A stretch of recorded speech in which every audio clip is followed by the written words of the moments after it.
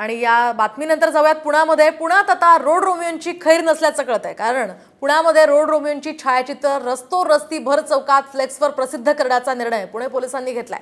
गणेशोत्सवात बाप्पाच्या दर्शनासाठी येणाऱ्या महिला आणि तरुणींची छेड काढून त्यांना त्रास देणाऱ्या रोड रोमियोंना धडा शिकवण्यासाठी पोलिसांनी हा निर्णय घेतलाय। पोलिसांकडून सध्या रोड रोमियोंची परेड देखील घेतली जाणार आहे। शिवाय गणेशोत्सवामध्ये पोलिसांकडून महिलांच्या सुरक्षेला प्राधान्य दिलं गेलंय। त्यासाठी महिला पोलीस आणि दामिनी मार्शल पथकं सुद्धा नेमण्यात येणार आहेत। या संदर्भात अधिकची माहिती जाणून घेऊयात आमच्या प्रतिनिधी अक्षय बडवे यांच्याकडून। अक्षय, काय सांगाल, पोलिसांनी काय नेमकी यंत्रणा आखली आहे? गणेशोत्सवात महिला तसंच तरुणींची छेड काढणाऱ्या रोड रोमियोंना लगाम घालण्यासाठी आता पुणे पोलिसांनी कडक पावलं उचलली आहेत असं म्हणावं लागेल। कारण बंदोबस्तावरील असलेले पोलीस जे आहेत ते आता रोड रोमियोंवर वॉच ठेवणार आहेत।